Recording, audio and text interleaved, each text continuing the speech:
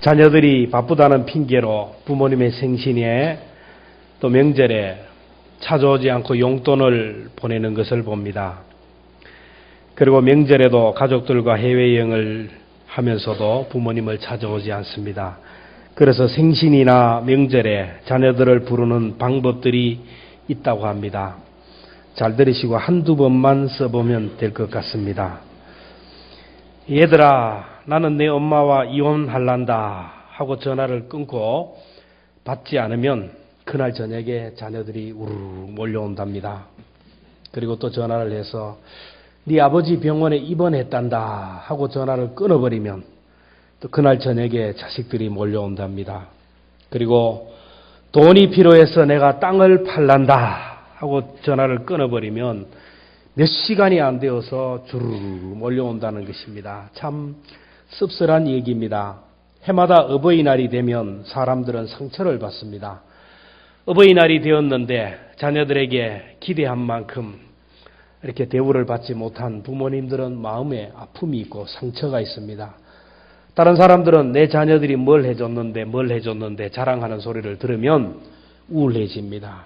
그리고 효도하고 싶지만 부모님이 세상을 떠났기에 효도할 수 없어서 불효하고 효도하지 못했던 이 자녀들은 어버이날만 되면 마음에 상처가 있고 아픔이 있고 후회하고 있습니다. 효보험을 들지 못해서 효보험을 넣지 못해서 후회하는 사람들이 많다라는 것입니다. 우리가 보험을 들면 그 순간은 힘들고 좀 어렵지만 시간이 지날수록 우리 혜택이 주어지고 무슨 일이 생기면 큰 혜택이 나지 않습니까? 효도는 하나님께 드는 보험이고 전능하신 하나님이 보장하신 가장 확실한 보험입니다.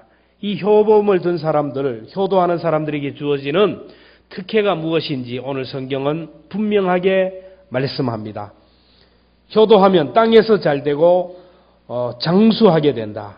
그러므로 미래가 보장되는 확실한 효보험, 우리 모두가 들을 수 있기를 주의 이름으로 축원합니다. 그러면 미래가 보장되는 효보험이 구체적으로 어떤 것일까요? 첫째는 부모님께 순종하는 것이 바로 효도입니다. 오늘 1절에 보면 자녀들아 내 주 안에서 너희 부모에게 순종하라. 이것이 옳으니라. 부모님은 하나님을 대신해서 보낸 하나님의 대리자입니다. 그리고 피로 맺어진 존재이기에 천륜의 관계라고 합니다. 그래서 우리가 세상에 태어나서 제일 먼저 만나는 분이 부모예요. 그래서 이 부모와 좋은 관계가 되고 부모님께 효도하고 부모님께 순종해야 그 인생이 풀리게 됩니다. 내 부모에게 순종하라고 했는데 이 순종이라는 말은 헬라어로 히파코라는 말로서 일치하다라는 뜻입니다. 부모님의 마음과 부모님의 생각과 부모님의 뜻과 딱 일치하는 사람이 효도할 수 있고 순종할 수 있어요. 우리가 무슨 일을 하든지 간에 내 생각과 내 감정과 내 이성과 내가 동의할 수 있고 그럴 때 우리가 제청하고 우리가 동의합니다. 부모님이 자녀들에게 하시는 말씀은 자녀들이 들어보면 다 맞는 말씀이고 옳은 말씀이고 지당하신 말씀이에요. 동의할 수밖에 없는 말씀입니다. 부모님이 자녀들에게 하는 말씀을 들어보면 다 그래요. 그래서 내가 잘 들으면 이 부모님의 말씀에 순종을 잘하면 효보험에 드는 거예요. 부모님이 공부해라 그러면 네 하고 공부하는 사람, 게임 그만해라 그러면 네 하고 순종하는 아이가 미래가 있습니다. 우리가 부모에게 순종하되 무조건 순종하는 것이 아니고 주 안에서라는 단서가 붙어 있어요. 부모님이 교회 가지 말고 공부해라. 성경 그만 읽고 영어도 하나 외워라. 주일날 교회 가지 말고 학원 가라. 지금 내가 경찰서에 증언하러 가야 되는데 네가 내 알바이를 좀 해줘야 되겠다. 거짓 증거 좀 해라. 이거 안 되는 것이죠. 주 안에서 하라는 거예요. 말씀 안에서 하라는 겁니다. 우리가 순종하라는 말은 권위를 인정하라는 말이에요. 부모는 하나님의 대리자고 하나님의 정권 대사이기 때문에 그 권위에 순종하라는 겁니다. 우리가 미국의 대사를 우습게 생각하면 미국의 대통령을 우습게 생각하는 것이고 미국 국가를 우습게 생각하는 것이에요. 대사는 한 나라를 대표하고 그 나라의 대통령을 대표하는 사람이기 때문에 무시할 수 없어요. 우리 부모님이 비록 늙고 초라하고 무식하고 병들고 약하지만 하나님이 보낸 대사고 하나님의 정권 대사이기 때문에 그 권위를 인정해라는 것입니다. 어릴 때는 부모님을 전능하신 하나님처럼 봅니다. 근데 살다 보면 이 모르는 것도 많고 나보다 못하거든요. 그래서 부모님을 가볍게 생각하고 무시하게 됩니다. 그러나 성경은 분명히 말씀합니다. 잠언 23장 22절에 너를 낳은 아비에게 청종하고 내 늙은 어미를 경히 여기지 말지니라. 부모님 말씀하는 걸 잘 듣고 청종하면 다 내게 복이 된다라는 거예요. 부모님은 살아가면서 세월 속에서 연륜 속에서 많은 지혜를 얻고 노하우를 가지고 있어요.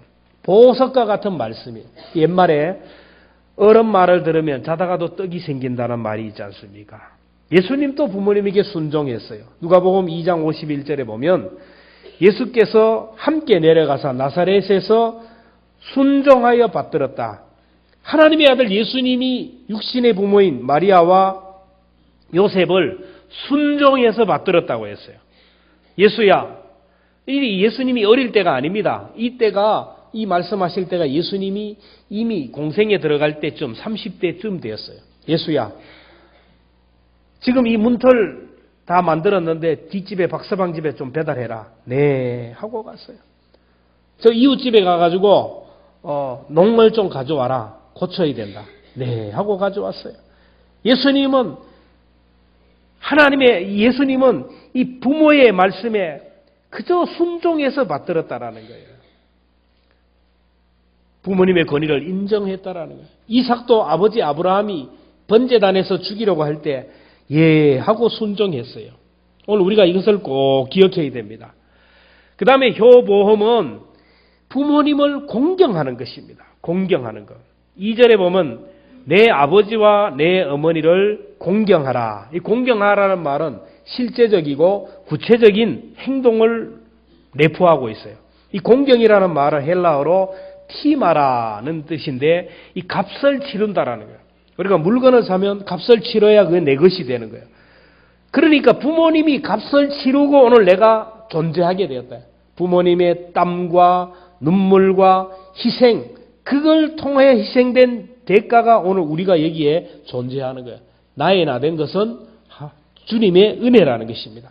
엄청난 빚을 우리가 부모님에게 졌는데 갚아도 갚을 수가 없고 그저 흉내만 낼 뿐이에요. 부모는 자식에게 생명을 주었어요. 여러분 세상에 부모 없는 자식이 없습니다. 피를 주고 DNA를 주고 생명을 주었어요. 여러분 아이를 임신하면 얼마나 힘들어요. 뱃속에 아이가 들어가면서부터 불편하기 시작하는 거예요. 먹고 싶은 것도 못 먹어요. 커피도 못 먹죠. 아파도 약도 못 먹죠. 아주 맛있는 것도 못 들죠. 뛰지도 못하죠. 얼마나 불편한지 몰라요. 입덧이 시작이 됩니다. 먹고 싶은 게 못 먹어요. 그리고 그래도 뱃속에 있을 때 편하지 태어나는 순간부터 힘들어요. 태어나는 순간 한순간도 눈을 떼지 못하고 때때로 돌봐야 되고 시도 때도 없이 울고 칭얼거리고 그때마다 안아주고 보듬어줘야 돼. 아프기는 왜 그렇게 아프고 열은 또 왜 그렇게 많이 나고 그럴 때마다 부모는 애간장이 녹습니다. 씻어주고 닦아주고 기저귀 갈아주고 옷 입혀주고 일생을 헌신해요. 대학 졸업까지 통계를 보니까 1억 7천만이 든다는 거예요. 그 아들 군에 가면 추우면 추울까 더우면 더울까 걱정이 돼서 잠도 못 자요. 결혼을 시켜도 걱정이고 안전하서나 자녀 걱정. 일생을 우리 자녀를 AS하는 그런 모습을 봅니다. 우리가 어버이날이 되면 어버이날마다 우리 어버이 주일마다 우리가 부르는 노래가 있습니다. 어버이 노래 올해도 한번 불러보겠습니다.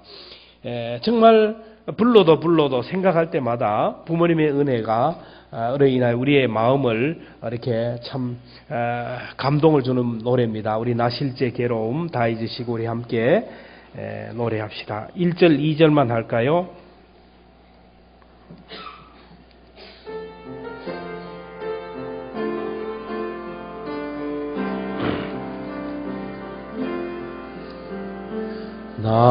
실제게로 다 잊으시고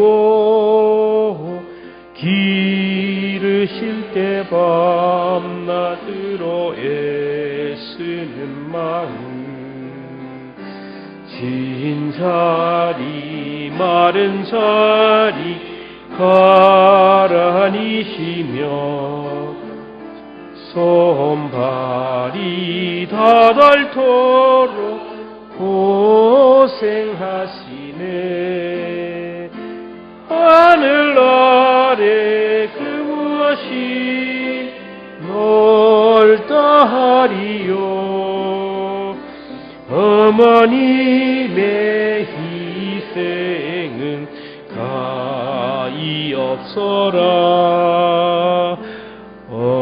어려선 안고 올려주시고 자라선 뭉기되어 기다리는 알을 싸 그릇 뗄싸 자식 생각에 고우시던 이마 위에 주리 가득 땅 위에 그 무엇이 넓다 하리요. 어머니의 정서는 가여라. 우리 앞에 있는 우리 부모님들이 왜 그렇게 초라해지고 그렇게 참 연약한 모습이 되었을까요? 오늘 당신들의 자녀를 위하여 그렇게 되지 않았습니까? 그래서 우리는 부모님에게 무게중심을 두어야 되고 뭔가 중요하게 생각해야 돼요. 이 공경하라는 말은 또 다른 말로 카파드라는 말인데 무겁게 여기라는 말이 있고 또 하나는 간이라는 뜻이 있습니다. 이 말은 부모님을 가볍게 생각하고 경홀히 생각하지 말고 무겁게 여기라는 거예요.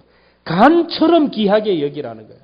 우리 내장 속에 장기 속에 간이 가장 크고 가장 무겁고 가장 중요한 겁니다.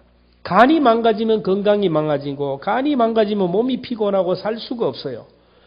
간이 건강해야 몸이 건강하고 간의 건강만큼 사람이 살 수가 있어요. 그래서 사람들이 간을 소중하게 생각하고 간을 돌보는 게 아닙니까? 내 부모를 공경하라는 말은 내 부모를 간처럼 소중하게 생각하고 간처럼 보호하고 섬기라는 말이에요. 내 부모를 간처럼 무게를 두고 섬기는 것이 바로 효도입니다. 간의 건강을 위하여 비타민C도 먹고 몸에 좋은 음식도 먹고 피곤하면 쉬기도 하고 이렇게 하지 않았습니까? 그래서 오늘 우리 부모님들을 위해서 우리 부모님이 간으로 생각하고 부모님이 좋아하는 영양제도 사드리고 부모님이 좋아하는 음식도 사드리고 부모님이 피곤하면 쉬게 하시고 부모님이 스트레스 받지 않도록 이렇게 해줘야 돼요. 마음이 불편하면 이게 아무리 좋은 집에 있으면 뭐합니까? 마음이 상하고 마음이 스트레스를 받으면 몸이 상하게 되는데 그래서 마음이 불편하게 하면 안 돼요. 그래서 오늘 잠언 23장 25절에 보면 내 부모를 즐겁게 하며 너를 낳은 어미를 기쁘게 하라 이렇게 말씀합니다. 부모님들은 자녀들의 눈치를 늘 봅니다. 그래서 나이 많은 어른들이 자식들 앞에 하기 싫은 말들이 있어요. 그걸 헤아릴 줄 알아야 됩니다. 아파도 아프다고 말하기 싫어요. 아프다 그러면 자녀들이 귀찮아할까 봐. 자식들이 걱정할까 봐 아프다는 말 못하고 끙끙 앓다가 병을 키우는 걸 봐요. 돈이 필요한데 돈 달라 소리 못합니다. 진정한 효도는 부모님의 마음과 생각과 의중을 아는 데서 시작됩니다. 몸이 아파 신음소리를 내면 말씀하지 않아도 병원으로 데려가야 돼요. 감기가 걸려 기침을 하면 말씀하지 않아도 이렇게 부모님을 정성을 다하여 간호해 드려야 됩니다. 답답해 하시면 말씀하지 않아도 여행을 보내드려야 되고 점점 더 거동하기 힘들고 점점 더 움직이기 힘들어요. 생신이라 명절에 오지 말라고 얘기하면 그 말 그대로 믿으면 안 됩니다. 먹고 싶은 것이 없다고, 나는 필요한 것이 없다고 그 말 그대로 믿으면 안 돼요. 정말로 부모님께 무게중심을 두고 살아갑니까? 자녀들 사주는 옷은 메이크업, 명품, 온갖 브랜드로 치장을 하면서 부모님에게는 길거리표 옷 하나 사다 주는 것도 벌벌 떨고 있는 그 자녀들이 얼마나 많은지 몰라요. 자녀들 용돈 주는 것은 아깝지 않지만 부모님 용돈 주는 것은 손이 떨려서 주지 못하는 자녀들이 얼마나 많습니까? 그 무게 중심이 어디 있는지, 그 저울의 추가 어디로 기울어졌는지 본인은 잘 알아요. 무게 중심이 부모님에게, 저울 추가 부모에게 기울어지지 않는다면 오늘 당장 회개해야 돼요. 내 부모를 간처럼 귀하게 여기지 않아서 부모님이 고통당하고 신음하고 울게 되면 내 인생에 적신호가 생긴다라는 거예요. 내 부모를 간처럼 돌보지 않아서 통곡하고 부모님이 병들고 부모님이 인생이 불행하다면 그 자녀의 삶은 소망이 없어요. 성경은 말씀합니다. 내 아버지와 내 부모니를 공경하라. 이것은 약속 있는 첫 계명이니 이로써 내가 잘되고 땅에서 장수한다. 부모에게 부러워하면 땅에서 안 되고 단명한다라는 거예요. 얼마나 무서운 말씀입니까? 신명기 27장 16절에 그의 부모를 경홀히 여기는 자는 저주를 받을 것이라 할 것이요 모든 백성은 아멘 할 것이리라. 잠언 30장 17절에 보면 아비를 조롱하며 음이 순종하기를 싫어하는 자의 눈은 골짜기의 까마귀에게 쪼이고 독수리 새끼에게 먹이리라. 옛날에 우리 조상들은 부모님이 돌아가시면 자기가 효도하지 못해서 내가 좀 더 공경하고 내가 좀 더 잘 돌보지 못해서 또 일찍 돌아가셨다고 자기가 죄인이 됩니다. 내가 잘못 모셔서 내가 걱정 끝이고 염려를 끼쳐서 일찍 돌아갔다고 가슴을 치며 통곡합니다. 상복을 입어요. 여러분, 상복은 죄인이 입는 옷이 상복입니다. 상주가 1년 동안 상복을 입고 매일 묘소를 왔다 갔다 하며 제가 죄인입니다. 제가 죄인입니다. 그렇게 울면서 1년을 보냈어요. 어버이날을 맞아서 여러분 정말 부모님에게 건강을 잘 지켜드려야 됩니다. 저희 삼촌이 80이 넘었는데 늘 건강하세요. 그래서 제가 물어봤어요. 뭐 운동하시는 것도 아니고 뭘 드십니까? 잘 먹는 게 없대요. 근데 하나 먹는데요. 큰딸이 결혼하고부터 지금까지 수십 년 동안 홍삼을 보내드린대요. 그래서 매일 홍삼을 먹는데요. 그것이 건강의 비결이에요. 여러분, 효도는 다른 게 아닙니다. 부모님을 내 간 보호하듯이 무게중심을 가지고 좋은 것들을 대접하고 이렇게 꾸준히 이렇게 하시면 그게 바로 효도요. 그게 보험 드는 거예요. 그렇게 하는 자녀들은 앞길이 형통의 길을 걸어가는 것을 봐요. 부모님을 간처럼 생각하고 부모님에게 무게중심을 가지고 부모님의 희생의 대가를 지불할 수 있는 여러분 되기를 주의 이름으로 축복합니다. 마지막으로 효보험은 부모님을 끝까지 책임지는 거예요. 부모를 끝까지 책임지고 끝까지 사랑하는 것이 효도예요. 자식을 향한 사랑과 희생, 사람뿐만 아니라 동물들도 짐승들도 합니다. 어떻게 보면 사람들보다 더 감동적인 일들이 우리가 있는 것을 봐요. 동물들이 새끼를 낳거나 부화를 할 때 보면 정성을 다하여 키워요. 제가 어릴 때 어미닭이 알을 부화하는 것을 봤는데 주로 한 3주 정도 품에 안고 부화를 합니다. 알을 부화하기 들어가기 전에는, 둥지에 들어가기 전에 아주 통통하게 살이 졌어요, 어미닭이. 그러면서 부화를 하는데 따뜻한 체온으로 온도를 유지하면서 이 발로, 양 발로 이 계란을 인큐베이터 이렇게 계속 굴리면서 3주를 보냅니다. 드디어 3주 후에 그 계란에서 뿅아리들이 알을 까고 나옵니다. 그러면 이제 이 어미닭이 둥지에서 나오는데 둥지에서 나올 때 여러분 보셨잖아요. 여러분 보신 분들이 많아요. 털이 다 빠져요. 뼈만 낭상하게 남아있는 모습을 봐요. 동물들도 그래 해요. 근데 시간이 지나면서 이 병아리가 어릴 때 막 구구구 해가지고 병아리들에게 먹을 것을 주고 하다가 이 병아리가 커지잖아요. 커지고 장성한 닭이쯤 되면은 이 어미닭이 쌩 까는 걸 봐요. 네가 내 새끼냐? 옆에 오면 막 쫙버리고 막 차버리고 그래요. 생존 경쟁이 치열한 이 동물의 세계가 그래요. 어릴 때 새끼 때는 돌보지만 크면은 경쟁자로 보고 싸우고 대적하는 거예요. 이게 동물의 세계입니다. 사람만이 안 그래요. 사람만이. 사람은 어릴 때부터 죽을 때까지 평생 AS하는 것이 바로 부모입니다. 태어나면서부터 핏덩어리를 가지고 태어나면 따뜻한 천으로 덮어줍니다. 추우면 따뜻하게 감싸주고 더울 때는 시원한 옷으로 감싸고 오줌똥 싸면 다 닦아내고 씻어줍니다. 더러운 옷 씻어주고 일생을 AS를 해요. 부모의 허물을 덮고 자녀의 약점을 덮고 감쌉니다. 결혼하면 끝나나요? 손자 손녀까지 일생을 죄인처럼 살아갑니다. 내가 제대로 뒷받침 못해서 네가 이렇게 산다. 미안하다. 내가 공부 좀 더 시켰으면 될 텐데 내가 공부를 못 시켜서 그렇다. 내가 건강한 DNA를 물려줘야 되는데 나 때문에 네 몸이 약하구나.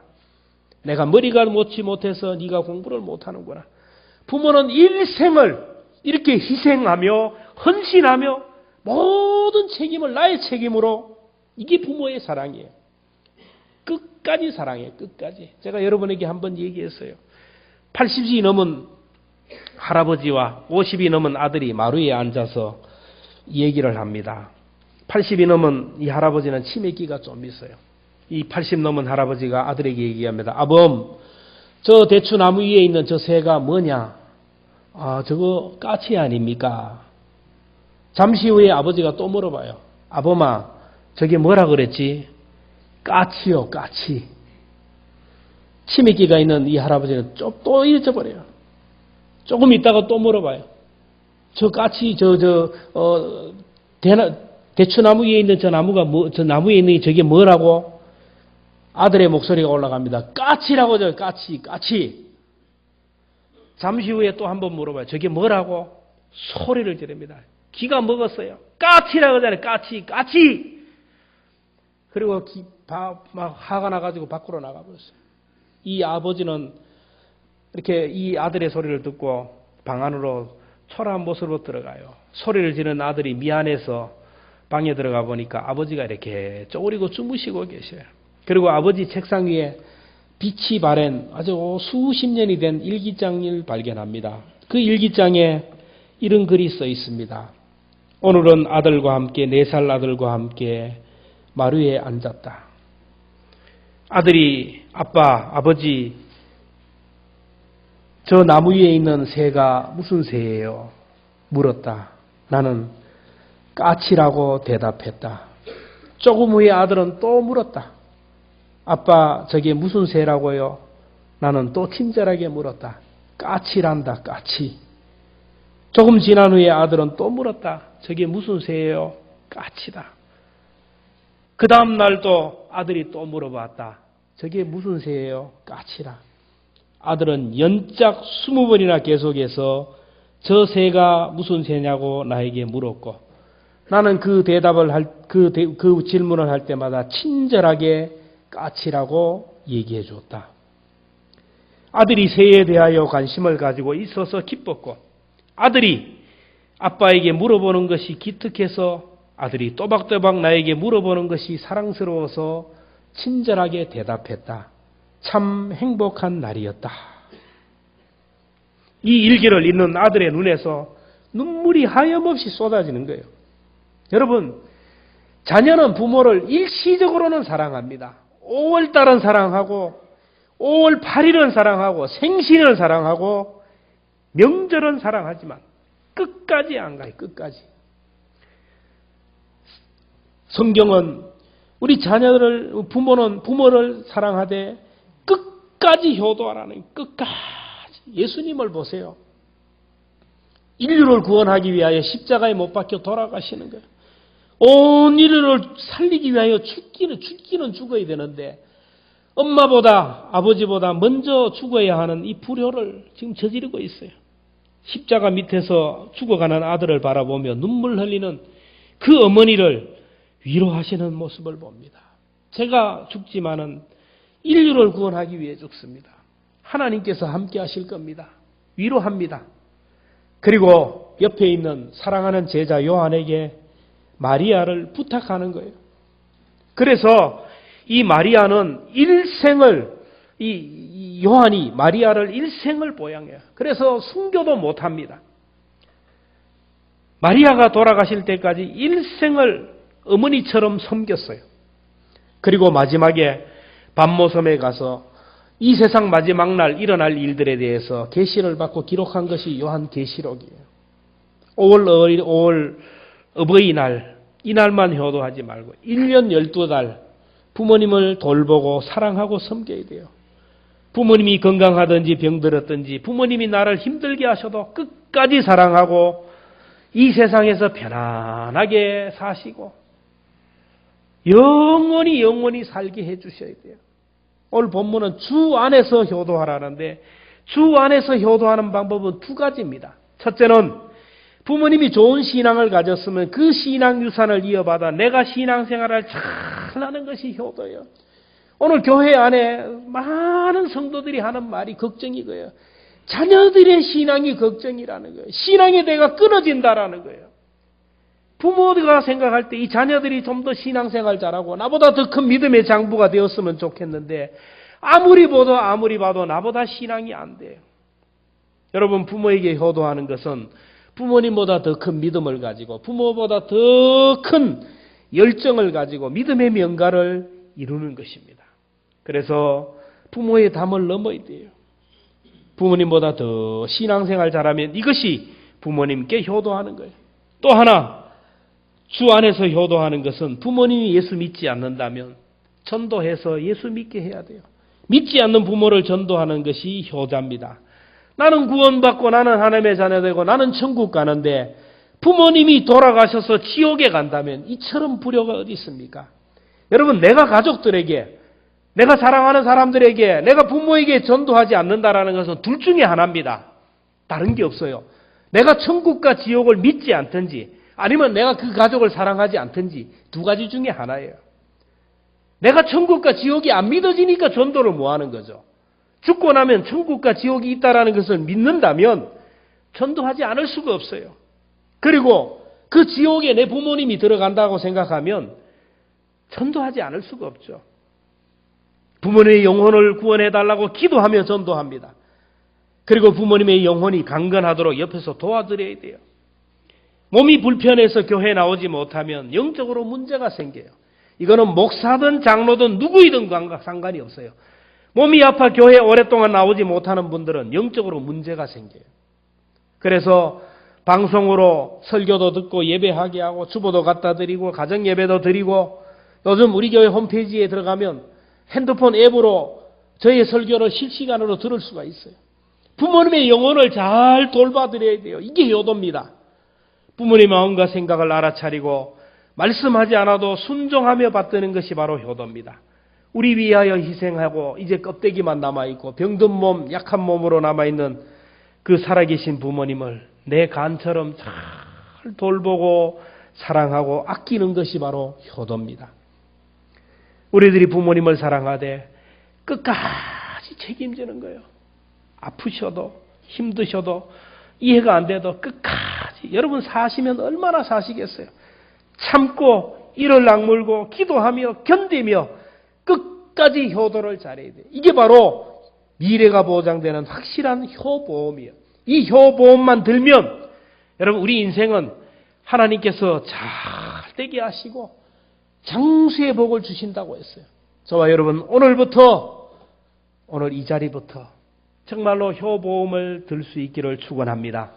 부모님 돌아가셨는데 나는 어떻게 하나? 아니에요. 부모님 돌아가셔도 우리 주변에 어른들이 있어요. 부모님처럼 생각하고 정성을 다하여 섬기세요. 그러면 그것이 보험이 될 수 있다라는 거예요. 저와 여러분들이 정말 중요한 보험, 반드시 들어야 할 이 미래가 보장되는 효보험을 잘 들므로 인하여 오고 오는 시대에 하나님의 복을 누릴 수 있기를 주의 이름으로 축원합니다.